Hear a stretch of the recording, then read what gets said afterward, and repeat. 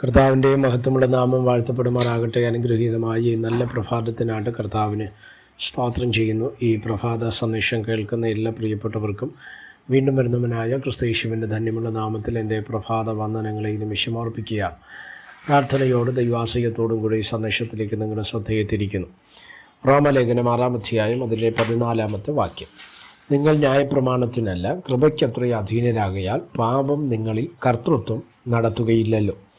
ഈ വാക്യങ്ങൾക്കായിട്ട് ദൈവത്തിന് സ്തോത്രം ചെയ്യുന്നു.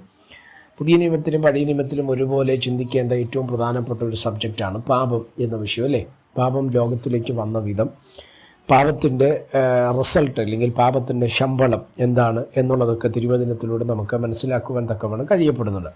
അപ്പോൾ പാപത്തിൻ്റെ ശക്തി എന്ന് പറഞ്ഞു കഴിഞ്ഞാൽ ഒരിക്കലും മനുഷ്യൻ്റെ ചിന്തകളെ പോലും പലപ്പോഴും നിയന്ത്രിക്കുന്ന ഒരു സ്വാധീനമായിട്ട് പാപത്തിൻ്റെ ശക്തി മാറിപ്പോകുന്നു എന്നുള്ളത് നമ്മൾ മനസ്സിലാക്കേണ്ടതാണ്, അല്ലേ?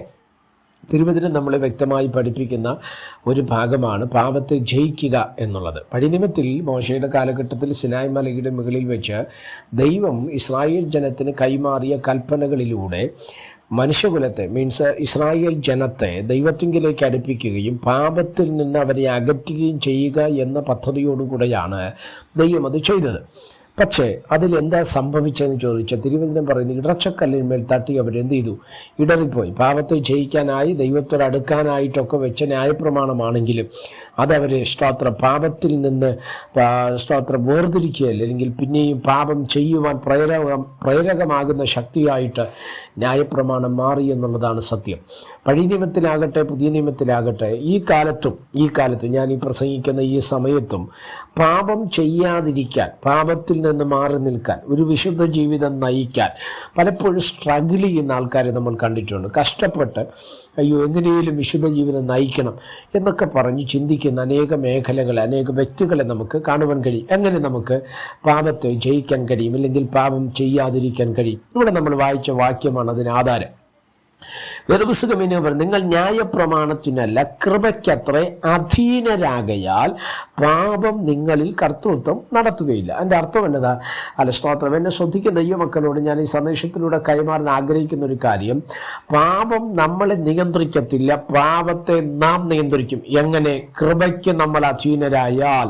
അപ്പോൾ നമ്മൾ കൃപയുടെ ഉറവിടത്തിലേക്ക് നമ്മൾ പോകുകയും കൃപയ്ക്ക് നമ്മൾ കീഴ്പ്പെടുകയും ചെയ്യുമ്പോൾ, കൃപ നമ്മളെ നടത്തുമ്പോൾ, കൃപ നമ്മളെ നിയന്ത്രിക്കുമ്പോൾ പാപം നമ്മുടെ ജീവിതത്തിനകത്ത് പ്രവേശിക്കുകയില്ല എന്നുള്ളതാണ് ഈ വാക്കിനകത്ത് നമ്മൾ മനസ്സിലാക്കേണ്ടത്. എന്തുവാ ഈ കൃപ? മറിയയോട് ദൂതൻ എന്ന് പറഞ്ഞ എന്തുവാ? സ്തോത്ര, കൃപ ലഭിച്ചവളെ നിനക്ക് വന്ദനം എന്ന് പറയുന്നൊരു ഭാഗമുണ്ട്.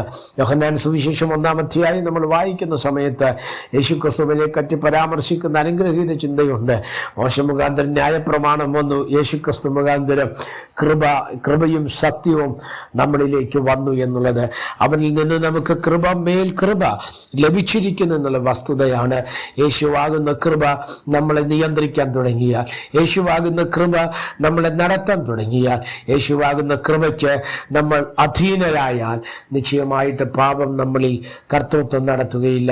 പാപത്തെ ജയിക്കാൻ, പാപത്തെ ഓവർകം ചെയ്യാൻ, പാപം ചെയ്യാതിരിക്കാൻ നമ്മൾ സ്ട്രഗിൾ ചെയ്യേണ്ട ആവശ്യമില്ല. ദൈവത്തിന് കീഴടങ്ങിയാൽ മതി, കൃപയ്ക്ക് അധീനരായാൽ മതി. ദൈവം നമ്മളെ സഹായിക്കട്ടെ.